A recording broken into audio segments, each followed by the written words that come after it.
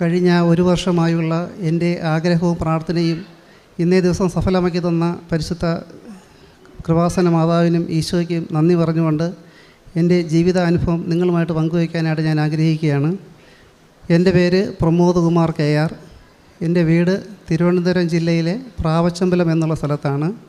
മലങ്കര കത്തോലിക്ക സഭയുടെ പാറശാല രൂപതയിൽ ഉൾപ്പെട്ട പ്രാവച്ചമ്പലം സെൻറ്റ് ജോർജ് ഇടവകയിലെ അംഗമാണ്. ഞാൻ 2019 മുതൽ എൻ്റെ ജോലി സംബന്ധമായ ആവശ്യാർത്ഥം ഇടുക്കി ജില്ലയിലെ നെടുങ്കണ്ടത്തിനടുത്ത് മുണ്ടിയേരുമ എന്നുള്ള സ്ഥലത്ത് താമസിച്ചു വരുന്നു കുടുംബമായിട്ട്. ഇപ്പോൾ ഞാൻ കാസർഗോഡ് ജില്ലയിലെ റവന്യൂ വകുപ്പിലെ വില്ലേജ് ഓഫീസർ തസ്തികയിൽ ജോലി ചെയ്തു വരികയാണ്. എൻ്റെ കുടുംബത്തിൽ ഞാൻ, ഭാര്യ, 3 ആൺമക്കൾ, എൻ്റെ അമ്മ, ഇത്രയും പേരടങ്ങുന്നതാണ് എൻ്റെ കുടുംബം. ഈ മരിയൻ ഉടമ്പടിയിലൂടെ എനിക്ക് കിട്ടിയ ബോധ്യങ്ങൾ, എൻ്റെ വിശ്വാസ ജീവിതത്തിലുണ്ടായ മാറ്റങ്ങളും ആദ്യമായി നിങ്ങളോട് പങ്കുവച്ചതിന് ശേഷം എൻ്റെ നിയോഗത്തിലേക്ക് കടക്കാമെന്ന് ഞാൻ ആഗ്രഹിക്കുകയാണ്. എനിക്കുണ്ടായ 3 ബോധ്യങ്ങൾ, അതായത് മരിയൻ ഉടമ്പടിയിലൂടെ ഞാൻ ഈ കൃപാസനത്തിൽ വന്ന് ഉടമ്പടി എടുത്തതിന് ശേഷം എനിക്കുണ്ടായ 3 ബോധ്യങ്ങളിൽ ഒന്നാമതെന്ന് വെച്ചാൽ, നമ്മുടെ ഏത് ആഗ്രഹവും സാധിച്ചു തരുവാൻ ദൈവത്തിന് സാധിക്കും. പക്ഷേ അതിന് നമ്മൾ വിശ്വാസത്തോടുകൂടി പ്രാർത്ഥിക്കണം. അപ്പം ഏത് അനുഗ്രഹം നമുക്ക് വേണമെങ്കിലും ആദ്യം നമുക്ക് വേണ്ടത് വിശ്വാസമാണ്. അപ്പോൾ ഇതൊക്കെ ഞാൻ നേരത്തെ തന്നെ കേട്ടിട്ടും അറിഞ്ഞിട്ടുള്ളതാണെങ്കിലും അത് ബോധ്യമായത് ഈ ഉടമ്പടി എടുത്ത ശേഷമാണ്. ഈ വിശ്വാസത്തോടെ പ്രാർത്ഥന, വെറും വിശ്വാസത്തോടെയുള്ള പ്രാർത്ഥനയല്ല, പ്രവൃത്തി കൂടെയുള്ള വിശ്വാസം. ആ വിശ്വാസത്തോടെ പ്രാർത്ഥിച്ചാൽ ഏത് ആഗ്രഹവും അനുഗ്രഹവും നമുക്ക് ദൈവം പരിശുദ്ധ അമ്മയിലൂടെ നമുക്ക് സാധിച്ചു തരും. രണ്ടാമത്, നമ്മൾ ദൈവത്തെ സംശയിക്കാതിരിക്കുക. ഏത് വലിയ ആഗ്രഹവും അനുഗ്രഹവും നമുക്ക് കിട്ടാനും നമ്മളൊരിക്കലും ദൈവത്തെ സംശയിക്കരുത്. അത് യാക്കോബിൻ്റെ ലേഖനത്തിൽ തന്നെ പറയുന്നുണ്ട്, നമ്മൾ ചഞ്ചല ചിത്തനും സംശയാലുമായ ഒരുവന് ദൈവത്തിൽ നിന്ന് ഒരു അനുഗ്രഹവും ലഭിക്കുകയില്ല എന്ന് തിരുവചനത്തിൽ തന്നെ പറയുന്നുണ്ട്. അപ്പോൾ നമ്മൾ മിക്കവാറും ദൈവത്തെ സംശയിക്കുന്നതിന് കാരണം നമ്മുടെ ഈ ചെറിയ ബുദ്ധിയും നമ്മുടെ യുക്തി അനുസരിച്ച് ഇതെങ്ങനെ സാധിക്കുമെന്ന് നമ്മൾ ദൈവത്തോട് ചോദിക്കുമ്പോഴാണ് നമുക്ക് ഈ ദൈവത്തിലുള്ള സംശയം വരുന്നത്. നമ്മളറിയേണ്ടത് ദൈവം എന്ന് പറഞ്ഞാൽ സർവ്വശക്തനാണ്, സർവാധിപനാണ്, മഹോന്നതനാണ്, അത്യുന്നതനാണ്. അതിനപ്പുറം വേറെ ആളില്ല. അപ്പോൾ ദൈവത്തിൻ്റെ ശക്തി എന്ന് പറഞ്ഞാൽ നമുക്ക് ചിന്തിക്കാവുന്നതിലും അപ്പുറമുള്ള വലിയൊരു ശക്തിയാണ്. അപ്പോൾ ഒരിക്കലും നമ്മൾ ദൈവത്തിൽ അവിശ്വാസം കാണിക്കരുത്. പൂർണ്ണമായി നമ്മൾ വിശ്വസിച്ച് സംശയിക്കാതെ നമ്മളൊരു ആഗ്രഹം ദൈവത്തോട് പറഞ്ഞാൽ തീർച്ചയായിട്ടും ദൈവം അത് സാധിച്ചു തരും. മൂന്നാമത്തെ കാര്യം എന്ന് പറഞ്ഞാൽ ക്ഷമയോടെ കാത്തിരിക്കുക. അതാണ് ഏറ്റവും ബുദ്ധിമുട്ടുള്ളൊരു കാര്യവും. നമുക്ക് വിശ്വസിക്കാനും ദൈവത്തെ സംശയിക്കാതിരിക്കാനൊക്കെ വളരെ എളുപ്പമാണ്. പക്ഷേ ഈ ക്ഷമയോടെ കാത്തിരിക്കുക എന്നുള്ളത് ഭയങ്കര ബുദ്ധിമുട്ടുള്ള കാര്യമാണ്. ഈ പറയുമ്പോൾ നിങ്ങൾക്കെല്ലാം ഇപ്പം തോന്നുമായിരിക്കും, ഈ പറയുന്ന ആൾക്ക് ഇത് എളുപ്പമാണ്. ഇതേ അവസ്ഥ തന്നെയായിരുന്നു കഴിഞ്ഞ ഒരു വർഷത്തിലധികമായി ഞാനും ഇത് തന്നെ കേട്ടുകൊണ്ടിരുന്നതായിരുന്നു. എല്ലാവരും പറയുമ്പോൾ ക്ഷമയോടെ കാത്തിരിക്കണം എന്ന് പറയുമ്പോൾ നമ്മൾ മനസ്സിൽ പറയും, ഈ പറയുന്നവർക്ക് ഇതെല്ലാം പറയാൻ എളുപ്പമുണ്ട്. പക്ഷേ ഈ കടന്നു പോകുന്ന ഈ അവസ്ഥയിൽ കൂടെ കടന്നു പോകുന്ന നമുക്ക് മാത്രമേ അതിൻ്റെ ബുദ്ധിമുട്ട് എന്താണെന്ന് നമുക്ക് അറിയാൻ ഒക്കുള്ളൂ. പക്ഷേ ഈ 3 കാര്യങ്ങൾ നമ്മൾ കൃത്യമായി പാലിച്ചാൽ, പ്രവൃത്തിയിലൂടെയുള്ള വിശ്വാസം, ദൈവത്തെ സംശയിക്കാതിരിക്കുക, അതുപോലെ തന്നെ ക്ഷമയോടെ കാത്തിരിക്കുക, ഈ 3 കാര്യങ്ങൾ നമ്മൾ ഈ ഉടമ്പടിയോടൊപ്പം ചേർത്ത് വെച്ചാൽ നമുക്ക് നടക്കുന്നു കിട്ടാത്ത ഒരു അനുഗ്രഹവും ഇല്ല എന്നുള്ളത് എൻ്റെ ഈ ഉടമ്പടിയിലൂടെ എനിക്ക് വ്യക്തമായൊരു കാര്യമാണ്. ഇനി രണ്ടാമത് എനിക്ക് പറയാനുള്ളത് എൻ്റെ വിശ്വാസ ജീവിതത്തിലുണ്ടായ മാറ്റങ്ങളാണ് ഈ ഉടമ്പടി എടുത്ത ശേഷം. നേരത്തെ ഉടമ്പടിക്ക് മുമ്പ് ഞാൻ വിചാരിച്ചു ഞാനൊരു തെറ്റില്ലാത്തൊരു ക്രിസ്ത്യാനിയാണ്. എല്ലാ ദിവസവും കുടുംബ പ്രാർത്ഥന നടത്തുന്നുണ്ട്. ഞായറാഴ്ച ദിവസം പള്ളിയിൽ പോയി യോഗ്യതയില്ലെങ്കിലും കുർബാന സ്വീകരിക്കുന്നുണ്ട്. അത്യാവശ്യം കാരുണ്യ പ്രവൃത്തികളൊക്കെ ചെയ്യുന്നുണ്ട്. ഇത്രയൊക്കെ ചെയ്താൽ മതി, നമ്മുടെ കാര്യങ്ങളെല്ലാം നടന്നു വയ്ക്കോളും, നമുക്ക് സ്വർഗ്ഗരാജ്യത്തിന് അവകാശമായി തീരും എന്നൊക്കെ ആയിരുന്നു എൻ്റെ ഒരു മിഥ്യാധാരണ.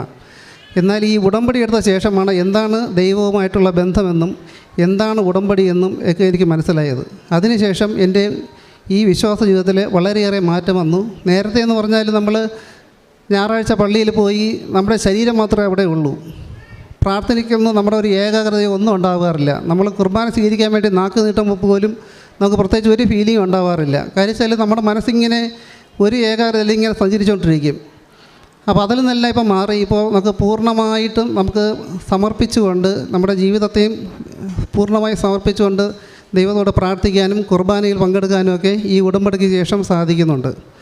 രണ്ടാമതായിട്ടുള്ളതെന്ന് പറഞ്ഞാൽ കുമ്പസാരം. നേരത്തെ ഒരു ഒരുക്കവും ഇല്ലാതെ കുമ്പസാരിക്കുകയായിരുന്നു. നമ്മൾ പള്ളിയിൽ പോകുമ്പോൾ കുമ്പസാരക്കൂട്ടിൽ അച്ഛനുണ്ടെങ്കിൽ എന്നാൽ ഇന്ന് കുമ്പസാരിച്ച് കളയാം, ഒരു ഒരുക്കവും നടത്താറില്ല. പക്ഷേ ഇപ്പോൾ അങ്ങനെയല്ല. ഉടമ്പടി പ്രകാരം ഇവിടുത്തെ നിബന്ധന അനുസരിച്ച് ആഴ്ചയിൽ 2 പ്രാവശ്യം അല്ലെ 2 ആഴ്ച കൂടുമ്പോൾ കുമ്പസാരിക്കണം എന്നുള്ളത് അത് കൃത്യമായിട്ടും എനിക്ക് പാലിക്കാൻ പറ്റുന്നില്ലെങ്കിലും കുമ്പസാരിക്കുമ്പോഴെല്ലാം നല്ലപോലെ ഒരുങ്ങി പാവങ്ങളെ പറ്റിയെല്ലാം ശരിക്ക് അത് ഓർത്തെടുത്ത് അതിനെപ്പറ്റി അനുതപിച്ച് പശ്ചാത്തപിച്ച് കുമ്പസാരത്തിന് മുൻപും അതിന് ശേഷമുള്ള പ്രാർത്ഥനകളെല്ലാം കൃത്യമായിട്ട് ചൊല്ലി ഒരുങ്ങി കുമ്പസാരിക്കാനായിട്ട് സാധിക്കുന്നുണ്ട്. മൂന്നാമതായിട്ട് പിന്നെ എനിക്ക് ഏറ്റവും ഈ ഉടമ്പടിയിലൂടെ എനിക്ക് ഏറ്റവും അനുഗ്രഹമായിട്ട് മാറിയത് ബൈബിൾ ഞാൻ കയ്യിലെടുത്തു. അതാണ് എൻ്റെ ജീവിതത്തിലെ മൊത്തം മാറ്റിമറിച്ചത് നമ്മുടെ വിശുദ്ധ ബൈബിളാണ്. അതിന് ഞാൻ ഏറ്റവും കൂടുതൽ നന്ദി പറയുന്നത് നമ്മുടെ ഇവിടെ ഇടയ്ക്ക് വാചന പങ്കുവയ്ക്കുന്ന ബഹുമാനപ്പെട്ട വിജയകുമാർ സാറിനെയാണ്. അദ്ദേഹത്തിൻ്റെ ഈ യൂട്യൂബിലെ അദ്ദേഹത്തിൻ്റെ പഴയ ക്ലാസ്സുകളുണ്ട്. അപ്പോൾ അദ്ദേഹം പറയുന്നത് നമ്മൾ മൊബൈൽ കൊണ്ട് നടക്കുന്നതിനേക്കാളും ഉപരിയായിട്ട് നമ്മുടെ കയ്യെത്തും ദൂരത്ത് എപ്പോഴും ഒരു ബൈബിൾ ഉണ്ടായിരിക്കണമെന്നാണ്.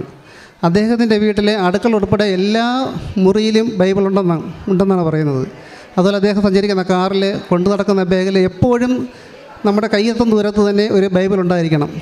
അത് എന്നെ വളരെയധികം ചിന്തിപ്പിക്കുകയും പ്രചോദിപ്പിക്കുകയും ചെയ്തു. ശരിക്കും അതിനുശേഷമാണ് ഞാൻ ബൈബിൾ കൂടുതലായിട്ട് വായിക്കാനും പഠിക്കാനും ഗ്രഹിക്കാനും തുടങ്ങിയത്. പക്ഷേ ആദ്യമൊന്നും വായിക്കുമ്പോൾ ഒന്നും മനസ്സിലാവില്ലായിരുന്നു. പ്രത്യേകിച്ച് പഴയ നിയമങ്ങളിലൊക്കെ നമ്മൾ വായിക്കുമ്പോൾ ഒന്നും മനസ്സിലാവില്ല. അങ്ങനെ ഇരിക്കുകയാണ് കഴിഞ്ഞ വർഷം പെന്തക്കോസ്ത തിരുനാളിനനുബന്ധിച്ച് എനിക്ക് 10 ദിവസം തിരുവനന്തപുരത്ത് ഡാനിയേൽ അച്ഛൻ്റെ മൗണ്ട് കർമ്മൽ ധ്യാന കേന്ദ്രത്തിൽ ഒരു 10 ദിവസത്തെ ധ്യാനം കൂടാൻ അവസരമുണ്ടായി. അവിടെ വെച്ച് ബൈബിളിനെ പറ്റി അദ്ദേഹം ഒരു ക്ലാസ് ഉണ്ടായിരുന്നു. ബൈബിള് ദൈവനിവേശിതമാണെന്നും പരിശുദ്ധാത്മാവിൻ്റെ ശക്തിയാൽ അത് എഴുതപ്പെട്ടതാണെന്നും ബൈബിളിലെ ഓരോ വചനത്തിലും ദൈവത്തിൻ്റെ നിശ്വാസങ്ങൾ ഉണ്ടെന്നൊക്കെയുള്ള ആ ഒരു വലിയ അറിവ് അതിലൂടെ സാധിച്ചു. അപ്പോഴെനിക്ക് മനസ്സിലായി പരിശുദ്ധാത്മാവിൻ്റെ ശക്തി ഉണ്ടെങ്കിൽ മാത്രമേ നമുക്ക് ബൈബിൾ വായിച്ച് ഗ്രഹിച്ചെടുക്കാനായിട്ട് പറ്റുകയുള്ളൂ. അത് നമുക്ക് വെറുതെ ബൈബിൾ വായിച്ച് പോകാമെന്നല്ലാതെ അതെന്താണ് നമ്മളോട് സംസാരിക്കുന്നത്. ശരിക്കും ബൈബിൾ വായിക്കുക എന്ന് പറഞ്ഞാൽ ദൈവം നമ്മോട് സംസാരിക്കുന്നതാണ്. അപ്പോൾ എന്താണ് ദൈവം നമ്മോട് സംസാരിക്കുന്നത് എന്നുള്ളത് മനസ്സിലാക്കണമെന്നുണ്ടെങ്കിൽ പരിശുദ്ധാത്മാവിൻ്റെ ഒരു പിൻബലം നമുക്കുണ്ടെങ്കിൽ മാത്രമേ അത് സാധിക്കുകയുള്ളൂ. അതെനിക്ക് ബോധ്യമായത് ഈ വിജയകുമാർ സാർ പറയുമായിരുന്നു, അദ്ദേഹത്തിൻ്റെ ജീവിതത്തിലെ പ്രതിസന്ധികളിലൂടെയൊക്കെ കടന്നു പോകുമ്പോഴെല്ലാം ബൈബിൾ വായിക്കുമ്പോൾ ദൈവം സംസാരിക്കാറുണ്ട്, ദൈവം അദ്ദേഹത്തോട് സംസാരിക്കാറുണ്ടെന്നൊക്കെ പറയുമായിരുന്നു. പക്ഷേ ഞാനും അതുപോലെയൊക്കെ പരീക്ഷിച്ച് നോക്കിയെങ്കിലും അങ്ങനെ ദൈവം സംസാരിക്കുന്നതായിട്ടുള്ള ഒരു അനുഭവം എനിക്ക് തോന്നിയില്ല. പക്ഷേ അതിനുശേഷം ഇപ്പോൾ ഈ പറഞ്ഞതുപോലെ പരിശുദ്ധാത്മാവിൻ്റെ കൂടെ പ്രാർത്ഥിച്ച ശേഷം നമ്മൾ ബൈബിൾ വായിച്ചാൽ നമ്മുടെ ജീവിതത്തിൻ്റെ പ്രതിസന്ധിയിലൂടെ കടന്നു പോകുമ്പോൾ, പ്രത്യേകിച്ച് നമ്മൾ ഏതെങ്കിലും ദുഃഖകരമായ ഒരവസ്ഥയിൽ നമ്മൾ ഒരു വചനം എടുത്താൽ, എൻ്റെ അനുഭവമാണത്, നിങ്ങൾക്ക് എങ്ങനെയാണെന്ന് എനിക്ക് അറിഞ്ഞുകൂടാ, നമ്മൾ ചില വചനങ്ങളിങ്ങനെ വായിച്ചു പോകുമ്പോൾ നമ്മുടെ ഉച്ചം തല മുതൽ ഉള്ളംകാല് വരെ ഒരു വല്ലാത്തൊരു പെരുപ്പും ഒരു വല്ലാത്തൊരു ഫീലിംഗാണ്. നമുക്കത് ശരീരത്തിൽ ശരിക്കും അനുഭവിക്കാനായിട്ട് സാധിക്കും.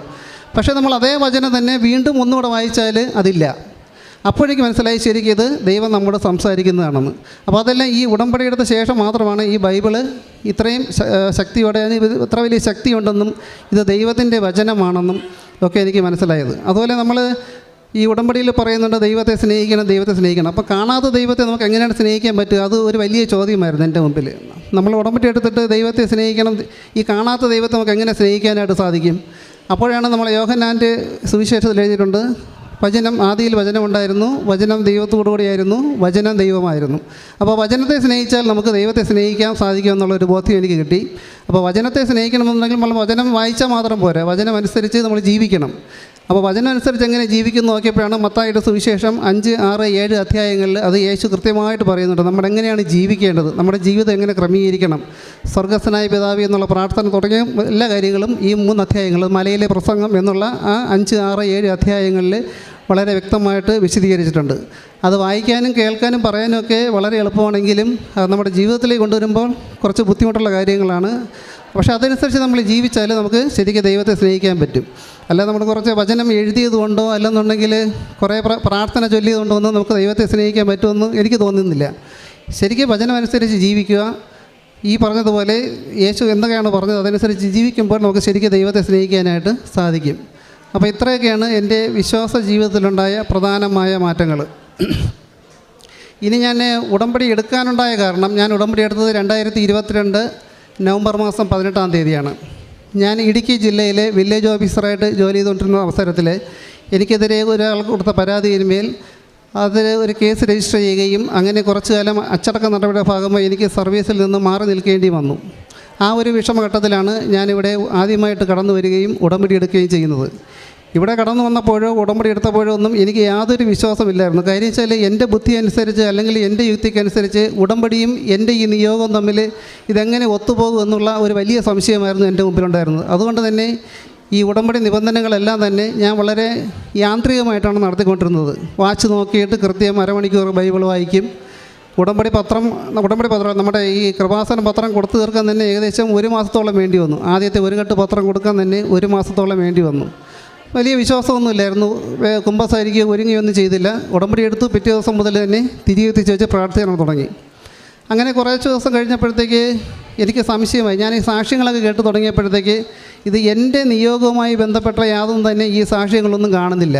അതിനകത്ത് വരുന്നതിൽ ഭൂരിഭാഗവും ഈ വിദേശത്ത് പഠനത്തിന് പോകാനായിട്ട് OET പാസ്സാകുന്നതോ അല്ലെങ്കിൽ IELTS പാസ്സാകുന്നതോ അല്ലെങ്കിൽ ജപ്തി മാറുന്നതോ അല്ലാതെ വിവാഹം കഴിഞ്ഞിട്ട് വർഷങ്ങളായിട്ട് മക്കളില്ലാതിരുന്നവർ ദമ്പതിമാർക്ക് മക്കൾ കിട്ടുന്നത്, കടം മാറുന്നത്, വസ്തു വയ്ക്കുന്നത്, വീട് ലഭിക്കുന്നത്, അങ്ങനെയൊക്കെയുള്ള എൻ്റെ ആവുമായിട്ട് ബന്ധപ്പെട്ട യാതൊരു സാക്ഷ്യവും അതിനകത്ത് കേൾക്കാൻ സാധിച്ചില്ല. അപ്പോൾ എനിക്ക് വീണ്ടും സംശയമായി, ഇത് എൻ്റെ ഉടമ്പടി ഈ എൻ്റെ നിയോഗങ്ങൾ ഈ ഉടമ്പടിയുടെ പരിധിയിൽ വരുന്നതാണോ? ആ ദിവസമാണ് എനിക്ക് കൊല്ലത്തു നിന്നുള്ള ഒരു പോലീസ് ഉദ്യോഗസ്ഥൻ്റെ ഒരു സാക്ഷ്യം കേൾക്കാനിടയായത്. അദ്ദേഹത്തിനും എന്തോ ജോലി സംബന്ധമായ കേസും പ്രശ്നമൊക്കെ ഉണ്ടായിരുന്നു. അങ്ങനെ അദ്ദേഹം കുറച്ചു കാലം സസ്പെൻഷനിലായിരുന്നു. വീണ്ടും ഇവിടെ വന്ന് ഉടമ്പടി എടുത്ത് പ്രാർത്ഥിച്ചു. അദ്ദേഹത്തിനെ തിരിച്ച് സർവീസിൽ പ്രവേശിച്ചു. അപ്പോൾ അത് കേട്ടപ്പോൾ എനിക്ക് ബോധ്യമായി എൻ്റെ ആവശ്യവും ഈ ഉടമ്പടിയുടെ പരിധിക്കുള്ളിൽ വരുന്നത് തന്നെയാണ്. അപ്പോൾ വീണ്ടും ഞാൻ ഉടമ്പടിയായിട്ട് മുന്നോട്ട് പോകാനായിട്ട് തീരുമാനിച്ചു. അങ്ങനെ ദിവസങ്ങളും ആഴ്ചകളൊക്കെ കടന്നുപോയി. പക്ഷേ ഒരു മാറ്റവും ഇല്ല. ഞാൻ എൻ്റെ കഴിവിൻ്റെ പരമാവധി പ്രാർത്ഥനയും ബാക്കി ഉടമ്പടി നിബന്ധനകളൊക്കെ പാലിക്കുന്നുണ്ടെങ്കിലും എൻ്റെ നിയോഗങ്ങളൊന്നും കടന്നു കിട്ടുന്നതിൻ്റെ യാതൊരു ലക്ഷണവും കാണുന്നില്ല. അപ്പോൾ എനിക്ക് വീണ്ടും സംശയമായി, ഈ ഉടമ്പടി ദൈവം അംഗീകരിച്ചതാണോ? എനിക്ക് സംശയം. ഇപ്പം ഉടമ്പടി നമ്മൾ അച്ഛൻ്റെ ക്ലാസ് കേൾക്കുമ്പോൾ തന്നെ അറിയാം, ഉടമ്പടി എന്ന് പറഞ്ഞാൽ 2 വ്യക്തികൾ തമ്മിലുള്ള ഒരു എഗ്രിമെൻ്റാണ്. അതിൽ ഒരു കക്ഷി ദൈവവും ഒരു കക്ഷി നമ്മളുമാണ്. അപ്പോൾ ഞാൻ ഒക്കെ എല്ലാം സമ്മതിച്ചു, 6 നിയോഗങ്ങൾ എഴുതി ഒപ്പിട്ട് ഇവിടെ സമർപ്പിച്ചു. പക്ഷേ അത് ദൈവം അംഗീകരിച്ചോ ഇല്ലയോ എന്നുള്ളത് ഒരു സംശയമുള്ള കാര്യമായിരുന്നു. അപ്പോൾ ഞാൻ ദൈവത്തോട് പ്രാർത്ഥിച്ചു, ദൈവമേ ഈ ഉടമ്പടി അംഗീകരിച്ചിട്ടുണ്ടെങ്കിൽ എനിക്ക് എന്തെങ്കിലും ഒരു തെളിവ് വേണം. കാരണം എന്ന് വെച്ചാൽ അപ്പോൾ തന്നെ ഞാൻ നവംബറിൽ ഉടമ്പടി എടുത്തു. ഒരു ഡിസംബർ ജനുവരിയൊക്കെ ആയി. ഡിസംബർ ജനുവരി മാസം എന്ന് പറഞ്ഞാൽ നമ്മൾ ഇടുക്കി ജില്ലയിലെ ഹൈറേഞ്ച് മേഖലയിൽ നട്ടുച്ചയ്ക്ക് പോലും നല്ല തണുപ്പാണ്. അപ്പോൾ രാവിലെ 5:30 മണിക്ക് കഴിച്ച് പ്രത്യക്ഷീകരണ പ്രാർത്ഥന ചെല്ലണമെന്നുണ്ടെങ്കിൽ നമ്മൾ 5 മണിക്ക് കഴിക്കണം. അപ്പോൾ ഈ കൊടും തണുപ്പത്ത് നമ്മൾ ഈ കിടന്ന് കഷ്ടപ്പെടുന്നതിന് എന്തെങ്കിലും പ്രയോജനം വേണ്ടേ? അപ്പോൾ ഈ ഉടമ്പടി ദൈവം അംഗീകരിക്കാത്ത ഒരു ഉടമ്പടിയാണെന്നുണ്ടെങ്കിൽ നമ്മൾ ഈ പ്രാർത്ഥനയുമായിട്ട് മുമ്പോട്ട് പോയിട്ട് ഒരു കാര്യവുമില്ല. അങ്ങനെ ഞാനിങ്ങനെ സംശയിച്ചിരുന്നപ്പോഴാണ് ഒരു ദിവസം രാത്രി 9 മണിയായി കാണും. അപ്പോൾ ഒരു കണ്ണൂരിൽ നിന്നുള്ള ഒരു ജെസ്സി എന്നുള്ളൊരു ചേച്ചിയുടെ ഒരു സാക്ഷ്യം ഇങ്ങനെ സംപ്രേഷണം ചെയ്യുകയുണ്ടായി. അപ്പോൾ നമുക്ക് സാക്ഷ്യം പറയുന്ന ആളിൻ്റെ പുറകിൽ നമ്മുടെ ഈ മാതാവിൻ്റെ രൂപം കാണാനായിട്ട് സാധിക്കും. നിങ്ങളത് വിശ്വസിക്കുകയോ ഇല്ലയോ എന്ന് എനിക്ക് അറിഞ്ഞുകൂടാ. ഞാൻ ആ സാക്ഷ്യം കേട്ട് ഇങ്ങനെ തുടങ്ങിയതേ ഉള്ളൂ. പെട്ടെന്ന് തന്നെ നമ്മളെ ഈ മാതാവിൻ്റെ ഈ ഭാഗത്തായിട്ട് ഈ നടുക്കായിട്ട് നമ്മുടെ ഈ പുറകിലുള്ള ഈശോയുടെ ഒരു രേഖാചിത്രം പോലുള്ള രൂപം, അതായത് ആ നെറ്റി, പിരികം, കണ്ണ്, മൂക്ക്, ചുണ്ട്, മീശ, താടി ഇത്ര നല്ല വ്യക്തമായിട്ട് കാണാം ഒരു രൂപം ഈ മാതാവിൻ്റെ ഇങ്ങനെ തെളിഞ്ഞു വന്നു. അപ്പോൾ എനിക്ക് ആദ്യം പെട്ടെന്നത് വിശ്വസിച്ചില്ല, ഇത് ശരിയാണോ സത്യമാണോ എന്നുള്ളത്. അത് നിങ്ങൾ എത്രമാത്രം വിശ്വസിക്കുന്നു എനിക്ക് തോന്നുന്നില്ല. ഇപ്പോൾ ഞാനീ പറയുന്നത് നിങ്ങൾ കാണുകയും ഞാനീ പറയുന്നത് നിങ്ങൾ കേൾക്കുകയും എന്നെ കാണുകയും ചെയ്യുന്നത് നിങ്ങൾ വിശ്വസിക്കാമെങ്കിൽ ഇത് നിങ്ങൾ വിശ്വസിച്ചേ പറ്റുള്ളൂ. കാര്യം അത്ര വ്യക്തമായിട്ട് ഞാൻ കണ്ടു. ഞാൻ പെട്ടെന്ന് അതൊക്കെ നിർത്തിയിട്ട് അടുത്തൊരു സാക്ഷ്യത്തിലേക്ക് പോയി. അപ്പോൾ ഇല്ല, നമ്മുടെ സാധാരണ ഈ മാതാവ് തന്നെയാണ്. വീണ്ടും സ്ക്രോൾ ചെയ്ത് അടുത്തതിലേക്ക് പോയി, അതിലും ഈ മാതാവ് തന്നെയാണ്. വീണ്ടും ഞാൻ ഈ ജെസ്സി ചേച്ചിയുടെ സാക്ഷ്യത്തിലേക്ക് വന്നു. അപ്പോഴും ഈ യേശുവയുടെ രൂപം അത് കൃത്യമായിട്ട് അതിനകത്ത് കാണുന്നുണ്ട്. പെട്ടെന്ന് ഞാനത് അടച്ചു വെച്ചു, മതിയാക്കിയിട്ട് പോയി കിടന്നു. അപ്പോൾ എനിക്ക് ബോധ്യമായി എൻ്റെ ഉടമ്പടി എന്തായാലും ദൈവം അംഗീകരിച്ചിട്ടുണ്ട്, അതിൻ്റെ ഒരു അടയാളമാണ് ഇപ്പോൾ ഈ കണ്ടതെന്നുള്ളത് എനിക്ക് ബോധ്യമായി. അപ്പോൾ ഞാൻ വിചാരിച്ചിട്ട് ഉടനെ തന്നെ അധികം താമസമില്ലാതെ തന്നെ എൻ്റെ കാര്യങ്ങളൊക്കെ സാധിച്ചു കിട്ടും എന്നിങ്ങനെ വളരെ പ്രതീക്ഷയോടെ ഇരുന്നു. വീണ്ടും ദിവസങ്ങളും ആഴ്ചകളൊക്കെ ഇങ്ങനെ കടന്നുപോയി. പ്രത്യേകിച്ച് ഒരു മാറ്റവുമില്ല. അപ്പോൾ വീണ്ടും സംശയം, ഇനിയിപ്പോൾ ഞാൻ കണ്ടത് ഇനിയിപ്പോൾ എനിക്ക് തന്നെ സംശയമായിപ്പോയി ഇത് ശരിയാണോ എന്നുള്ളത്. അപ്പോൾ ഞാനവിടെ ഏകദേശം അപ്പോൾ ഒരു മാർച്ച് മാസം സമയമായി. അപ്പോൾ ഞാൻ അവിടെ ഇടുക്കിയിൽ ഞാൻ താമസിക്കുന്നിടത്ത് ഒരു 1 ഏക്കർ സ്ഥലത്ത് ഞാൻ ഏലം കൃഷി ചെയ്തിട്ടുണ്ട്. അപ്പോൾ മാർച്ച് മാസം ആയപ്പോഴത്തേക്ക് നല്ല ഉണക്കായി. അപ്പോൾ ഏലത്തിന് അത്യാവശ്യം വേനൽക്കാലത്ത് വെള്ളം നനയ്ക്കേണ്ടതുണ്ട്. ഞങ്ങൾക്ക് വെള്ളത്തിന് കുറച്ച് ക്ഷാമമുള്ള സമയമാണ്. അപ്പോൾ ആ ദിവസങ്ങളിലൊക്കെ നമ്മുടെ ചുറ്റുവട്ടമുള്ള പ്രദേശങ്ങൾ കട്ടപ്പന, നെടുങ്കണ്ടം, കുമളി ഭാഗത്തൊക്കെ ഉച്ചയ്ക്ക് ശേഷം വേനൽ മഴ പെയ്തതായിട്ട് ഇങ്ങനെ അറിഞ്ഞു. അപ്പോൾ ഞാനും പ്രാർത്ഥിച്ചു, ദൈവമേ ഇന്ന് ഉച്ചയ്ക്ക് ശേഷം ഒരു മഴ പെയ്താൽ എനിക്കൊരു അടയാളവുമാവും, ഈ ചെടിക്കൊക്കെ ഒന്ന് ദൈവത്തെ പരീക്ഷിക്കാനുള്ള ഒരു പരിപാടിയായിരുന്നു. അപ്പോൾ ഇതിനൊന്ന് നനഞ്ഞു കിട്ടുകയും ചെയ്യും, എനിക്കൊരു അടയാളമാവും. പെട്ടെന്ന് എനിക്ക് പറഞ്ഞിട്ട് ഒരു 2 മണി സമയമായി കാണും, ഒരു നട്ടുവച്ച സമയമാണ്. അന്നവിടെ ഏലത്തിന് പണിക്കാരും ഉണ്ടായിരുന്നു. ഒരു തുള്ളി വെള്ളം, അതായത് സൂര്യൻ ഇങ്ങനെ കത്തി ജ്വലിച്ച് നിൽക്കുന്നു, ആകാശത്ത് മേഘത്തിൻ്റെ ഒരു പൊട്ട് പോലുമില്ല, പെട്ടെന്ന് ഒരു തുള്ളി വെള്ളം എൻ്റെ തലയിൽ വന്ന് വീണു. മഴ പെയ്തില്ല. ഞാനതിങ്ങനെ വലത് കൈ പൈത്തോണ്ട് ഇങ്ങനെ തുടച്ച് നോക്കിയപ്പോൾ എൻ്റെ കൈപ്പത്ത് നിറച്ച് വെള്ളം. അപ്പോൾ അതോടൊക്കെ എനിക്ക് ബോധ്യമായി, ഇനിയിപ്പം നമ്മൾ അടയാളം ചോദിക്കേണ്ട ആവശ്യമില്ല, എൻ്റെ ഉടമ്പടി ശരിക്കും ട്രാക്കിൽ തന്നെയാണ്, ഇനി ക്ഷമയോടെ കാത്തിരിക്കുക എന്നുള്ള ആ ഒരു ദൈവവചനം മാത്രം പാലിച്ചാൽ മതി. അങ്ങനെ അത് മുമ്പോട്ട് പോയി. പക്ഷേ എന്നിട്ടും എൻ്റെ കാര്യങ്ങളിലൊന്നും യാതൊരു നടപടിയും തീരുമാനവും ആയില്ല. ഉടമ്പടികൾ കൃത്യമായിട്ട് പുതുക്കിക്കൊണ്ടിരുന്നു. അങ്ങനെ മൂന്നാമത്തെ ഉടമ്പടി പുതുക്കലായി. മൂന്നാമത്തെ ഉടമ്പടി പുതുക്കിയപ്പോൾ ഞാനൊരു നിയോഗമായിട്ട് വെച്ചു, ദൈവമേ ഈ ഉടമ്പടി കാലയളവിനുള്ളിൽ, അതായത് ഈ ഉടമ്പടി തീരുന്നതിന് മുമ്പായിട്ട് എന്നെ ഈ പ്രത്യക്ഷീകരണത്തിൻ്റെ ഒരു സാക്ഷിയാക്കി ഉയർത്തണമേ എന്ന് ഞാൻ പ്രാർത്ഥിച്ചു. അങ്ങനെ ദിവസങ്ങളിങ്ങനെ കടന്നുപോയി, യാതൊരു മാറ്റവുമില്ല. എന്നാൽ കൃത്യം ഈ ഉടമ്പടി തീരുന്നതിൻ്റെ അവസാന മണിക്കൂറിൽ, അതായത് എനിക്ക് അതിൻ്റെ തലേ ദിവസം ഒരു വെള്ളിയാഴ്ചയായിരുന്നു, എനിക്കിന്ന് തൃശ്ശൂരിൽ ഒരു കോടതി ഡ്യൂട്ടി ഉണ്ടായിരുന്നു. അങ്ങനെ കോടതി പോകാൻ വേണ്ടി ഞാൻ തൃശ്ശൂരിൽ അവിടെ ബസ് സ്റ്റാൻഡിൻ്റെ അടുത്തൊരു ലോഡ്ജിൽ റൂം എടുത്തിട്ട് ഞാൻ അവിടെ ആളുടെ ചോദിച്ചു, ഇവിടെ തൊട്ടടുത്ത് പള്ളിയിലുണ്ട്, പ്രത്യേകിച്ച് രാവിലെ പള്ളിയിൽ പോയി പ്രാർത്ഥിച്ച് കുർബാന കൂടാനായിട്ട് പറഞ്ഞ പള്ളിയുണ്ട്, കുറച്ച് ദൂരം ആണ്, പക്ഷേ കുർബാന ഉണ്ടോ അതിൻ്റെ സമയമൊന്നും അയാൾക്ക് അറിയില്ല എന്ന് പറഞ്ഞു. രാത്രി ഞാൻ തപ്പിപ്പിടിച്ച് ആ പള്ളി കണ്ടുപിടിച്ച് നോക്കിയപ്പം രാവിലെ 7:30 കുർബാനയുണ്ട്. ഞാൻ രാവിലെ റെഡിയായി, ഇന്നത്തെ പോലെ അന്ന് ലാസ്റ്റ് ദിവസമാണ്, അന്ന് ഉടമ്പടി തീരുന്ന ദിവസമാണ്. അപ്പോൾ രാവിലെ പ്രത്യക്ഷീകരണ പ്രാർത്ഥന ചൊല്ലി ജപമാല ചൊല്ലിയിട്ട് റെഡിയായി പള്ളിയിലേക്ക് പോയി. 7:30 കുർബാന കൂടി. ഒന്നുകൂടെ ഓർക്കണം, അന്ന് ഉടമ്പടി തീരുന്ന ലാസ്റ്റ് ദിവസമാണ്. ഞാൻ നിയോഗത്തിൽ വെച്ചിരുന്നത് ഈ ഉടമ്പടി കാലയളവിനുള്ളിൽ എൻ്റെ ആവശ്യം സാധിച്ചു തരണമെന്നതായിരുന്നു. അങ്ങനെ ഏകദേശം ഒരു 9:30 മണിയായപ്പോഴത്തേക്ക് കുർബാന കഴിഞ്ഞു. ഞാൻ കാപ്പ് ഒഴിച്ച് കോടതിയിൽ പോകാനായിട്ട് ബസ്സിൽ കയറിയപ്പോൾ എനിക്ക് ഫോൺ വന്നു, എൻ്റെ പോസ്റ്റിംഗ് ഓർഡർ ആയിട്ടുണ്ട്, കാസർഗോഡ് ജില്ലയിലാണ്, എത്രയും പെട്ടെന്ന് ജോയിൻ ചെയ്യണം എന്നുള്ളത്. അത് നോക്കുക, ഏകദേശം ആ സമയത്തായിരുന്നു ഞാനിവിടെ നിന്ന് ഉടമ്പടി പുതുക്കിയത്. ഞാൻ ഒന്നാമത്തെ ബാച്ചിലായിരുന്നു ഈ മൂന്നാമത്തെ ഉടമ്പടി പുതുക്കിയത്. അതായത് 7 മണിക്ക് കയറിയാൽ ഏകദേശം ഒരു 9:30-10 മണിയോടുകൂടി ആ ഉടമ്പടി പുതുക്കി നമ്മൾ ഇവിടെ നിന്ന് പുറത്തിറങ്ങാൻ സാധിക്കും. അപ്പോൾ ആ സമയം വരെയും അതാണ് ഞാൻ പറഞ്ഞത്, ക്ഷമയോടെ കാത്തിരിക്കണം. ഈ പലപ്പോഴും എനിക്ക് ഈ 1 വർഷ കാലയളവിൽ തോന്നിയിട്ടുണ്ട്, ഇതൊന്നും നടക്കുന്ന കാര്യമല്ല, ഇതെല്ലാം ഇട്ടെറിഞ്ഞ് പോയാലോ എന്നൊക്കെ തോന്നിയിട്ടുണ്ടായിരുന്നു. പക്ഷേ എന്തോ ദൈവാനുഗ്രഹം കൊണ്ട് എനിക്ക് ആ ഉടമ്പടിയിൽ നിന്ന് മാറാൻ സാധിച്ചില്ല. അത് തന്നെ ഇങ്ങനെ തുടർന്ന് പോന്നു, എൻ്റെ ആവശ്യം സാധിച്ചു കിട്ടുകയും ചെയ്തു. അപ്പോൾ അതിന്മേലും ഈ അച്ഛൻ എപ്പോഴും പറയും, മാതാവിന് സമയത്തിന് മേൽ അധികാരമുണ്ട്, സമയത്തിന് മേൽ അധികാരമുണ്ടെന്ന്. അപ്പോൾ എനിക്ക് സമയച്ചുരുക്കം എനിക്ക് അനുഭവിച്ചില്ല എങ്കിലും സമയത്തിന്മേൽ മാതാവിനുള്ള അധികാരമുണ്ടെന്നുള്ളത് എനിക്ക് പൂർണ്ണമായി ബോധ്യപ്പെട്ടു. ഇനി സമയച്ചുരുക്കം ലഭിക്കാത്തത് വേറൊരു വലിയൊരു കാര്യമാണ്. കാര്യം വെച്ചാൽ ഇതെനിക്ക് നേരത്തെ നടന്നു കിട്ടിയിരുന്നുണ്ടെങ്കിൽ എനിക്ക് ഇത്രയും ദൈവത്തോട് അടുക്കുവാനായിട്ട് സാധിക്കുമായിരുന്നില്ല. ഇപ്പോൾ നമ്മുടെ ഇടുക്കി ഭാഷയിലൊക്കെ പറഞ്ഞാൽ ഒരാളെ അറിയാമോ എന്ന് ചോദിച്ചാൽ നമ്മൾ പറയും, ഞങ്ങൾ തമ്മിൽ വാടാപോടാ ബന്ധമാണെന്ന് പറയും. അത്രയും അടുത്താണ്. ഇപ്പം നമുക്ക് ദൈവമായിട്ട് അതുപോലെ ഒരു ബന്ധം ഈ ഉടമ്പടിയിലൂടെ നമുക്ക് നേടിയെടുക്കാനായിട്ട് സാധിച്ചു. അത് ഈ പറഞ്ഞ പോലെ സമയം ചുരുങ്ങിയിരുന്നു എന്നുണ്ടെങ്കിൽ ഇത്രയും നമുക്ക് തീക്ഷ്ണതയോടുകൂടി ദൈവത്തിൽ ആശ്രയിക്കാനായിട്ട് പറ്റുകയില്ലായിരുന്നു. അപ്പം ഈ സമയ ചുരുക്കം കിട്ടാത്തത് ഒന്നുമാക്കിയാൽ നമുക്കത് ഭാഗ്യം കൂടെയാണ്. നമുക്ക് അത്രയും കാലം കൂടെ നമുക്ക് ദൈവത്തോട് ചേർന്ന് നിൽക്കുവാനായിട്ട് സാധിക്കും. അപ്പോൾ ഇതാണ് എൻ്റെ ഒന്നാമത്തെ നിയോഗം. രണ്ടാമത്തെ നിയോഗം എൻ്റെ ഭാര്യയുടെ തലവേദനയായിരുന്നു. ഏകദേശം ഒരു 23 വർഷത്തോളം 23 വർഷത്തിൽ കൂടുതലായി തലവേദന ഉണ്ടായിരുന്നു. പല മരുന്നുകളും കഴിച്ചു, പല ആശുപത്രിയിലും കാണിച്ചു, പക്ഷേ ഒരു മാറ്റം ഉണ്ടായില്ല. ഒരു 1.5 വർഷം മുമ്പായിട്ട് തിരുവനന്തപുരത്ത് ഒരു പ്രമുഖ സ്വകാര്യ ആശുപത്രിയിൽ ഒരാഴ്ച അവിടെ അഡ്മിറ്റായിട്ട് ബ്ലഡ് ടെസ്റ്റ് മുതൽ MRI സ്കാൻ വരെയുള്ള എല്ലാ പരിശോധനയും നടത്തി. എന്നിട്ടും രോഗം കണ്ടുപിടിക്കുകയോ ഒരു ശമനം ഉണ്ടാവുകയോ ചെയ്തില്ല. ഈ ഉടമ്പടിയിൽ ഞാൻ ആദ്യത്തെ ഉടമ്പടിയിൽ തന്നെ ഒരു നിയോഗം വച്ചിരുന്നു. ഇപ്പോൾ അത് പൂർണ്ണമായിട്ട് മാറി. രണ്ടാമതായിട്ട് എൻ്റെ മൂത്ത മകൻ്റെ പേര് കെവിൻ എന്നാണ്. അവന് ഒരു 6-7 വർഷമായിട്ട് അലർജിയുടെ അസുഖം ഉണ്ടായിരുന്നു. ഭയങ്കരമായിട്ട് ചുമയായിരുന്നു അവൻ്റെ. ചുമച്ച് ഇങ്ങനെ പോലെ വളയുമായിരുന്നു കൊച്ചിലേക്ക്. അങ്ങനെ ആദ്യം മരുന്നും ആൻറ്റിബയോട്ടിക്കും കൊടുത്താലൊന്നും അത് ഒരു കുറവുണ്ടായില്ല. അവസാനം സ്റ്റിറോയിഡ് ഇഞ്ചക്ഷൻ കൊടുത്താണ് അത് നിർത്തിയിരുന്നത്. അപ്പോൾ ഇങ്ങനെ സ്ഥിരമായിട്ട് സ്റ്റിറോയിഡ് ഇഞ്ചക്ഷൻ കൊടുക്കുന്നത് ദോഷമാണെന്ന് പറഞ്ഞു. അങ്ങനെ തിരുവനന്തപുരത്ത് തന്നെയുള്ള ഒരു അലർജി സ്പെഷ്യലിസ്റ്റ് ഡോക്ടറെ കാണിച്ചു. അദ്ദേഹം അത് ഇൻഹെയിലർ എഴുതി തന്നു. അങ്ങനെ ഒരു 3-4 വർഷം ഇൻഹെയിലർ ഉപയോഗിച്ചുകൊണ്ടിരുന്നു. അപ്പോൾ ഇൻഹെയിലർ ഉപയോഗിക്കുന്നതും ശരീരത്തിന് അത്ര നല്ലതല്ല എന്ന് ബോധ്യമായപ്പോഴത്തേക്ക് കഴിഞ്ഞ മാർച്ചിൽ ഏകദേശം ഈ സമയത്ത് തന്നെ ഞാൻ ഇവിടെ വന്നപ്പോൾ അവനെയും കൂടെ കൊണ്ടുവന്നു. ആ ഇൻഹെയിലറും അതിൻ്റെ മരുന്നും അതിൻ്റെ അനുബന്ധ സാധനങ്ങളെല്ലാം ഇവിടെ കൊണ്ടുവന്നു. മാതാവിനോട് പ്രാർത്ഥിച്ചു. ഇതെല്ലാം ഞാൻ ഇവിടുത്തെ ഡസ്റ്റ്ബിന്നിൽ ഉപേക്ഷിച്ചിട്ട് പോയി. ഇതുവരെ അതിനുശേഷം ആ അലർജിയുടേതായ യാതൊരു ഉപദ്രവവും ഉണ്ടായിട്ടില്ല.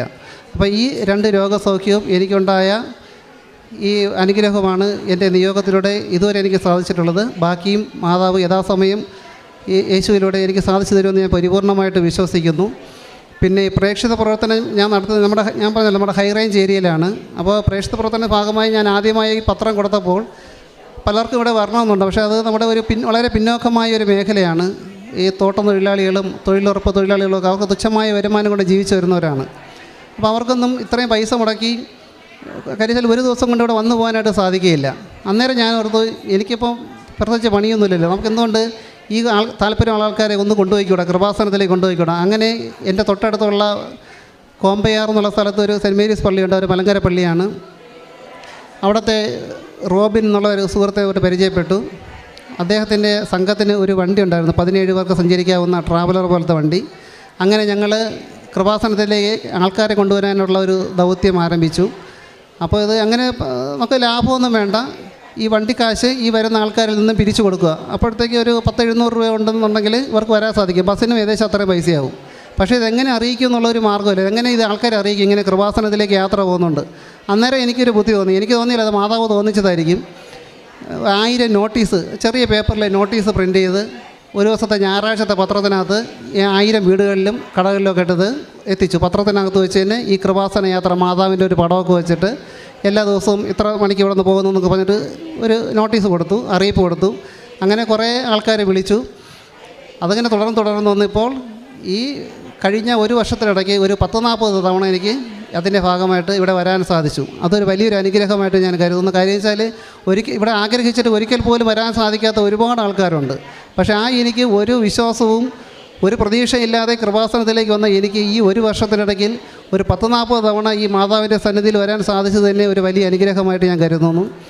അതുപോലെ തന്നെ അപ്പോൾ പ്രേക്ഷിത പ്രവർത്തനം ആ രീതിയിലാണ് ഞാൻ നടത്തിക്കൊണ്ടിരിക്കുന്നത്. പിന്നെ കാരുണ്യ പ്രവൃത്തികൾ ഞാൻ നേരത്തെ തന്നെ ജോലി ഉണ്ടായിരുന്നപ്പോൾ തന്നെ നേരത്തെ കാരുണ്യ പ്രവൃത്തികൾ നല്ല രീതിയിൽ ചെയ്യുമായിരുന്നു. സാമ്പത്തികമായിട്ടും അല്ലാതെയും തന്നെ ഔദ്യോഗികമായിട്ടും അനൗദ്യോഗികമായിട്ടൊക്കെ ഒരുപാട് നല്ല രീതിയിൽ പാവപ്പെട്ട ആൾക്കാരെ ഞാൻ സഹായിക്കുമായിരുന്നു. കാര്യം നിങ്ങൾക്കെല്ലാം അറിയാം, ഞാൻ ജോലി ചെയ്യുന്ന റവന്യൂ വകുപ്പിലാണ്. സർക്കാരിൻ്റെ ഒരുപാട് ക്ഷേമ പദ്ധതികൾ, സാമ്പത്തിക സഹായം ഉൾപ്പെടെ റവന്യൂ വകുപ്പ് വഴി നടത്തി വരുന്നുണ്ട്. പക്ഷേ പലർക്കും ഇതിനെപ്പറ്റി അറിയില്ല. അപ്പോൾ അങ്ങനെ അറിയാത്തവരെല്ലാം ഇങ്ങനെ ഒരു പദ്ധതിയെ പറ്റി അറിയിച്ചുകൊണ്ട് അർഹരായവർക്കെല്ലാം പരമാവധി സഹായങ്ങൾ വാങ്ങിക്കൊടുക്കുമായിരുന്നു. അപ്പോൾ ഉടമ്പടിക്ക് മുമ്പെന്ന് പറഞ്ഞാൽ ആരെങ്കിലും എൻ്റെ മുമ്പേ സഹായം തേടി വന്നാൽ അവരെ സഹായിക്കുമായിരുന്നു. ഉടമ്പടിക്ക് ശേഷം ഉണ്ടായ മാറ്റമെന്ന് പറഞ്ഞാൽ സഹായം ആവശ്യമുള്ളവരെ തേടി അങ്ങോട്ട് പോകാൻ തുടങ്ങി. അതിൻ്റെ ഭാഗമായിട്ട് ഒരുപാട് പേർക്ക് നല്ല രീതിയിലുള്ള സഹായങ്ങൾ ചെയ്തു. പിന്നെ ഏറ്റവും അവസാനമായിട്ട് ഞങ്ങളെ വീട്ടിനടുത്ത് തന്നെ ഒരു പാവപ്പെട്ട ഒരു ചേച്ചി ഉണ്ടായിരുന്നു. ചേച്ചിയുടെ കാലിൽ ഡയബറ്റീസ് കാരണം കാലൊക്കെ പഴുത്തു. 2 കൊച്ചു മക്കളേ ഉള്ളൂ. അവർ പിന്നെ പഞ്ചായത്തിൽ നിന്നുള്ള വീട് അനുവദിച്ചത്, പക്ഷേ അത് പൂർത്തിയാക്കാൻ സാധിച്ചില്ല. ഒരു ടാർപോളിൽ വലിച്ചു കെട്ടി ചുള്ളിക്കമ്പൊക്കെ പറക്കി വെച്ച് ഭയങ്കര ദുർഘടമായ ഒരു വിഷമകരമായ ജീവിതത്തിൽ വരികയായിരുന്നു. ഞാനും വേറൊരാളും കൂടെ ഇടപെട്ട് കുറച്ച് ആൾക്കാരെ കൂടെ സംഘടിപ്പിച്ച് ഇപ്പോൾ ഈ കഴിഞ്ഞ ദിവസം ആ വീട് കോൺക്രീറ്റ് ചെയ്ത് കൊടുക്കാനായിട്ട് സാധിച്ചു. അതൊരു വലിയൊരു അനുഗ്രഹമായി അവർക്ക്. അല്ലാതെ തന്നെ എൻ്റെ മക്കൾ പഠിക്കുന്നത് ഗവൺമെൻറ് സ്കൂളിലാണ്. അപ്പോൾ വളരെ പിന്നോക്കാവസ്ഥയിലുള്ള കുട്ടികളാണ് അവിടെ ഉള്ളത്. അപ്പോൾ അവിടുത്തെ അധ്യാപകർ, സുഹൃത്തുക്കളായിട്ടുള്ള അധ്യാപകരുണ്ട്. അവരുമായിട്ട് ബന്ധപ്പെട്ട് ഈ തീരെ ദാരിദ്ര്യം അനുഭവിക്കുന്ന വീടുകളിലൊക്കെ ഭക്ഷണ കിറ്റുകൾ, ഏകദേശം 1 മാസത്തേക്കുള്ള ആഹാര സാധനങ്ങളൊക്കെ എത്തിച്ചു കൊടുക്കുമായിരുന്നു. പിന്നെ അല്ലാതെ തന്നെ ഒരുപാട് ചെറിയ ചെറിയ സഹായങ്ങൾ. നമ്മൾ ചെയ്യുന്ന സഹായം ചെറുതാണെന്നുണ്ടെങ്കിലും ഈ കിട്ടുന്നവർക്ക് അതെല്ലാം വലിയ സഹായമായിരുന്നു. അതിൽ ഈ പാലിയേറ്റീവ് കെയറിൻ്റെ ഒരു സിസ്റ്റർ, ഞങ്ങളവിടെ കൃപാസനത്തിൽ ഞാൻ കൊണ്ടുവരുന്നതിൽ പെട്ട ഒരു ചേച്ചിയാണ്. അപ്പോൾ എന്നെ ഇടയ്ക്കിടയ്ക്ക് വിളിക്കാറുണ്ട്. അപ്പോൾ ഹോം കെയർ എന്ന് പറഞ്ഞൊരു സർവീസ് അവർക്കുണ്ട്. വീട്ടിൽ പോയിട്ട് രോഗികളായി കിടക്കുന്നവരെയും ആശ്രയമില്ലാത്തവരെയൊക്കെ സഹായിക്കുന്ന ഒരു പദ്ധതിയാണ് അവരുടെ ഹോം കെയർ പദ്ധതി. അപ്പോൾ അതിൽ ഞാൻ ഇടയ്ക്കിടയ്ക്ക് പോകാറുണ്ട്. എന്നാലാവുന്ന രീതിയിൽ അവരെ സഹായിക്കാറുണ്ട്. പിന്നെ നമ്മുടെ അവിടെ തന്നെ സിസ്റ്റേഴ്സ് നടത്തുന്ന ഒരു അഗതി മന്ദിരമുണ്ട്. 85ഓളം പുരുഷന്മാരും സ്ത്രീകളും താമസിപ്പിക്കുന്നുണ്ട് അവിടെ. അപ്പോൾ അവിടെ ശുശ്രൂഷ ചെയ്യാനായിട്ട് ഞാൻ പോകാറുണ്ട്. അപ്പോൾ എന്നെ ഏൽപ്പിച്ചിരിക്കുന്നത് പിന്നെ ഒരു 4-5 കിടപ്പ് രോഗികളുണ്ട്. പ്രായാധിക്യം മൂലം, രോഗാവസ്ഥ മൂലം അവർക്ക് പ്രാഥമികമായി ആവശ്യങ്ങൾ പോലും ചെയ്യാൻ സാധിക്കാത്ത വൃദ്ധരായ ആൾക്കാരെ, അവരെ കുളിപ്പിക്കുക, അവരെ ഒന്ന് വൃത്തിയാക്കി എടുക്കുക, അതാണ് എൻ്റെ ജോലി. അപ്പോൾ അതിൽ ഹിന്ദിക്കാരുണ്ട്, തമിഴരുണ്ട്, മലയാളികളെല്ലാവരും ഉണ്ട്. അപ്പോൾ വളരെ ദുസ്സഹമായ സാഹചര്യമാണ്. പക്ഷേ എനിക്ക് ഒരു അറപ്പോ ഒന്നും തോന്നിയിട്ടില്ല. ഒരു വല്ലാത്ത സ്മെല്ലാണ് അകത്ത് കയറുമ്പോൾ തന്നെ. പക്ഷേ സിസ്റ്റർ പറയും ഗ്ലൗസൊക്കെ ഇട്ട് ചെയ്താൽ മതി എന്ന് പറയും. പക്ഷേ ഞാൻ ഗ്ലൗസൊന്നും ഉപയോഗിക്കാറില്ല. ശരിക്കും നമ്മൾ യേശുവിനെ ശുശ്രൂഷിക്കുന്ന രീതിയിലല്ല. അത് കണ്ടുകൊണ്ട് തന്നെയാണ് ഈ മലമൂത്ര വിസർജനത്തിൽ കിടക്കുന്ന ആൾക്കാരെ നമ്മൾ എല്ലാവരുടെ ഡ്രസ്സൊക്കെ മാറ്റി അവരെ കുളിപ്പിച്ച് കഴുകി വൃത്തിയാക്കി എടുത്ത് അവർക്ക് പിന്നെ ഇടയ്ക്ക് മുഖത്ത് താടിയൊക്കെ ഷേവ് ചെയ്ത് കൊടുത്ത് അവരെ കുളിപ്പിച്ച് വൃത്തിയാക്കി എടുക്കുമ്പോൾ സിസ്റ്റർമാർ അവർക്കുള്ള ഡ്രസ്സ് കൊണ്ടുവരും. ശരിക്കും നമ്മൾ ദൈവത്തെ കാണുന്നത് അവരിലൂടെയാണ്. നമ്മളിതെല്ലാം ചെയ്ത് ഇവരെല്ലാം വൃത്തിയാക്കി ഈ ഡ്രസ്സൊക്കെ ഇടുമ്പോഴത്തേക്ക് അവരെ നമ്മൾ നോക്കി ഒരു ചിരിയിരിക്കും. ശരിക്കും ആ ചിരിയിലാണ് നമ്മൾക്ക് ദൈവത്തിൻ്റെ സ്നേഹവും ദൈവത്തിൻ്റെ രൂപമൊക്കെ കാണാനായിട്ട് സാധിക്കുന്നത്. നമ്മൾ എന്തൊക്കെ ദൈവത്തെ നമ്മളിങ്ങനെ ദൈവസ്നേഹം എന്ന് പറയാതെ നമ്മൾ ഈ പ്രവൃത്തിയിലൂടെ മാത്രമേ ദൈവത്തെ ശരിക്കും സ്നേഹിച്ചറിയാനായിട്ട് സാധിക്കുകയുള്ളൂ. അപ്പോൾ ഇത്രയൊക്കെയാണ് എൻ്റെ ജീവിതത്തിലുണ്ടായ അനുഭവങ്ങൾ. ചുരുക്കി പറഞ്ഞാൽ എനിക്കിപ്പോൾ ഈ ഉടമ്പടിയിലൂടെ ബോധ്യമായത് നമ്മുടെ ഈ ഉടമ്പടി ജീവിതം എന്ന് പറഞ്ഞാൽ നമ്മുടെ ഒരു റോക്കറ്റ് വിക്ഷേപണം പോലെയാണ്. ഈ റോക്കറ്റിനകത്ത് ഒരു ഒളിപ്പിച്ച് വെച്ചിട്ടുണ്ട് അതിൻ്റെ ഒരു ഉപഗ്രഹം. അപ്പോൾ ഈ ഉപഗ്രഹത്തെ ഭ്രമണപഥത്തിലെത്തിക്കുകയാണ് റോക്കറ്റിൻ്റെ ജോലി. ഈ ഉടമ്പടി എന്ന് പറഞ്ഞാൽ നമ്മൾ റോക്കറ്റ് പൊങ്ങുന്നതിന് മുമ്പായിട്ട് അവർ ശാസ്ത്രജ്ഞന്മാർ എണ്ണും 3, 2, 1, 0. ഈ 0 എന്ന് എണ്ണുമ്പോഴത്തേക്ക് തന്നെ റോക്കറ്റിൻ്റെ ചുവട്ടിൽ തീ ഇങ്ങനെ ആളിക്കത്തും. അപ്പോൾ ഈ പരിശുദ്ധാത്മാവാകുന്ന തീ ഇങ്ങനെ ആളിക്കത്തുമ്പോൾ നമ്മൾ ഉപഗ്രഹമാണ് നമ്മുടെ ജീവനെ, നമ്മുടെ ഉള്ളിലുള്ള ആത്മാവിനെ ദൈവത്തിൻ്റെ ഭ്രമണപഥത്തിലേക്ക്, ദൈവത്തിൻ്റെ കരങ്ങളാകുന്ന ഭ്രമണപഥത്തിലേക്ക് എത്തിക്കുക. അതാണ് നമ്മുടെ മനുഷ്യൻ്റെ ജീവിതം. ഈ റോക്കറ്റ് കത്തിപ്പോവും, നമ്മുടെ ശരീരം അതുപോലെ തന്നെയാണ്. ഭ്രമണപഥത്തിൽ എത്തിക്കഴിഞ്ഞാൽ റോക്കറ്റ് നശിക്കുന്നത് പോലെ നമ്മുടെ ജീവിതം കത്തിച്ചാമ്പലായി പോകും. അപ്പോൾ ആ ഉടമ്പടിയിലൂടെ എനിക്കിതാണ് മനസ്സിലായത്. അപ്പോൾ ഇത്രയും അനുഗ്രഹങ്ങൾ ചെയ്തു തന്ന ദൈവത്തിനും ഈശോയ്ക്കും നന്ദിയെന്ന് പറഞ്ഞാൽ അത് വെറും വാക്കായി പോവും. പകരം എൻ്റെ ജീവിതം തന്നെ ദൈവത്തിന് സമർപ്പിച്ചുകൊണ്ട് ഈ സാക്ഷ്യം പരിശുദ്ധ അമ്മയുടെ പ്രത്യക്ഷീകരണത്തിൻ്റെ സാക്ഷ്യത്തിനായിട്ട് ഈ ആൾക്കാരുടെ മുമ്പാകെ സമർപ്പിക്കുന്നു. 69-ാം സങ്കീർത്തനം 13-ാം തിരുവചനം ഇപ്രകാരം അരുളി ചെയ്യുന്നു: കർത്താവേ, ഞാൻ അങ്ങയോട് പ്രാർത്ഥിക്കുന്നു. കരുണാസമ്പന്നനായ അങ്ങയ്ക്ക് ഉചിതമെന്ന് തോന്നുമ്പോൾ എനിക്ക് ഉത്തരമരുളണമേ. കർത്താവിൻ്റെ ഉചിതമായ സമയം അത് നമ്മുടെ ജീവിതത്തിൽ എപ്പോഴാണ് കടന്നു വരിക? ഇവിടെ പറഞ്ഞ അനുഭവ സാക്ഷ്യത്തിൽ ക്ഷമയോടെ കാത്തിരിക്കണമെന്നും, അതുപോലെ തനിക്ക് വിശ്വാസ ജീവിതത്തിൽ വന്ന മാറ്റങ്ങൾ എന്ത്, തൻ്റെ ഭൗതികമായ ചിന്താരീതികളിലൊക്കെ വന്ന മാറ്റങ്ങൾ എങ്ങനെയാണ് ഉടമ്പടി തന്നെ ഇന്ന് ഇവിടെ നിന്ന് സാക്ഷ്യം പറയുവാനുള്ള ഒരു ഉപകരണമാക്കി മാറ്റിയത്. ദൈവത്തെ മഹത്വപ്പെടുത്തി പരിശുദ്ധ അമ്മയെ വണങ്ങിക്കൊണ്ട് ദൈവത്തെ മഹത്വപ്പെടുത്തുവാൻ എങ്ങനെ ഉടമ്പടി തന്നെ സഹായിച്ചു. അത് വളരെ വ്യക്തമായി തന്നെ ഇവിടെ പങ്കുവെച്ച് നാം കേട്ടതാണ്. അങ്ങനെ തനിക്ക് കിട്ടിയ ഭൗതികമായ കാര്യങ്ങളെക്കാൾ ഉപരി തൻ്റെ ജീവിതത്തിൽ ആകെ വന്ന മാറ്റങ്ങൾ, എങ്ങനെ ദൈവം തൻ്റെ ജീവിതത്തെ സ്പന്ദിച്ചു, എങ്ങനെയാണ് ദൈവം ഉടമ്പടിയെടുത്ത മക്കളെ സന്ദർശിക്കുന്നത്. ദൈവത്തിൻ്റെ സന്ദർശന സമയമാണ് നമ്മുടെ ജീവിതത്തിൽ നമുക്ക് കൃപകളായിട്ട്, വരങ്ങളായിട്ട് നമുക്ക് ലഭിക്കുക. നമ്മുടെ ബോധ്യങ്ങളൊക്കെ ബോധ്യമണ്ഡലത്തിൽ ദൈവം നമ്മെ സ്പർശിക്കുമ്പോൾ മാത്രമാണ് ആ ബോധ്യങ്ങൾ യാഥാർത്ഥ്യങ്ങളായിട്ട് നമുക്ക് മനസ്സിലാക്കാനും അത് മറ്റുള്ളവരോട് പറയാനുമുള്ള ഒരു ധൈര്യം, ഒരു തൻ്റെടം എന്ന് തന്നെ പറയാം, അത് നമുക്ക് ലഭിക്കുക. അത് പോസിറ്റീവായിട്ടാണ്. ദൈവത്തെ എന്ത് വന്നാലും എൻ്റെ ദൈവത്തിനാണ് എൻ്റെ ജീവിതത്തിൽ ഒന്നാം സ്ഥാനം, അത് പ്രഥമ സ്ഥാനം എൻ്റെ തമ്പുരാന് തന്നെ എന്നുള്ളതാണ് ഉടമ്പടിയിലൂടെ ജീവിക്കുന്ന മക്കൾ തങ്ങളുടെ ജീവിതത്തിൽ ഏറ്റുപറയുന്നത്. അതിന് പിന്നീട് അവരുടെ ജീവിതത്തിൽ അതവർ മറക്കില്ല. അങ്ങനെ ദൈവത്തിൻ്റെ ഉചിതമായ സമയത്തിന് വേണ്ടിയിട്ട് കാത്തിരിക്കുന്ന, വിത്ത് വിതച്ച കർഷകൻ മഴയ്ക്ക് വേണ്ടി കാത്തിരിക്കുന്നത് പോലെ ഇവിടെ ദൈവവചനമാകുന്ന വിത്ത് വിതച്ചുകൊണ്ട് ജീവിതത്തിൽ കർത്താവിനെ ഏറ്റുപറയുവാൻ, വചനമാകുന്ന വിത്തിൻ്റെ ഫലം തങ്ങളുടെ ജീവിതത്തിലൂടെ മറ്റുള്ളവരിലേക്ക് പകരപ്പെടുവാനൊക്കെ തങ്ങളുടെ കാരുണ്യ പ്രവർത്തികൾ, പ്രേക്ഷിത പ്രവർത്തനം, ഇന്നുവരെയും താൻ ചെയ്തിട്ടില്ലാത്ത കാര്യങ്ങൾ, ഇതൊക്കെ പറയുന്നത് പല രീതിയിൽ സർക്കാർ ജോലിയൊക്കെ ചെയ്യുന്ന മക്കളൊക്കെ തന്നെയാണ്. പല പ്രൊഫഷണൽസ്, ഡോക്ടേഴ്സ്, ഇവരൊക്കെ വന്ന് അവരുടെ അനുഭവ സാക്ഷ്യം പങ്കുവെക്കുമ്പോൾ ദൈവം എങ്ങനെ തങ്ങൾക്ക് സമീപസ്ഥനായി സാക്ഷ്യം കേട്ടുകൊണ്ടിരിക്കുമ്പോൾ തന്നെ അമ്മയുടെ രൂപത്തിനടുത്ത് ഈശോയെ കൂടെ തനിക്ക് ദർശിക്കുവാൻ സാധിക്കുന്നു. ഈശോയുടെ രേഖാചിത്രം അത് ഇപ്പോൾ ഇവിടെ ഇരിക്കുന്നവരോ ഇത് കേൾക്കുന്നവരോ വിശ്വസിച്ചാലും ഇല്ലെങ്കിലും അത് ഈ മകനെ സംബന്ധിച്ച് ഈ മകൻ്റെ ഹൃദയത്തിൽ കുത്തിവെച്ച രൂപമാണ്. അത് ആര് പറഞ്ഞാലും ഇനി മാറില്ല. അതാണ് ഓരോ വ്യക്തികൾക്കും അവരുടെ ജീവിതത്തിൽ ദൈവത്തോട് അടുക്കുമ്പോൾ കിട്ടുന്ന ആ ദൈവസ്നേഹം, ആ ദൃഢത, അത് പരിശുദ്ധാത്മാവ് നമുക്ക് നൽകുന്നതാണ്.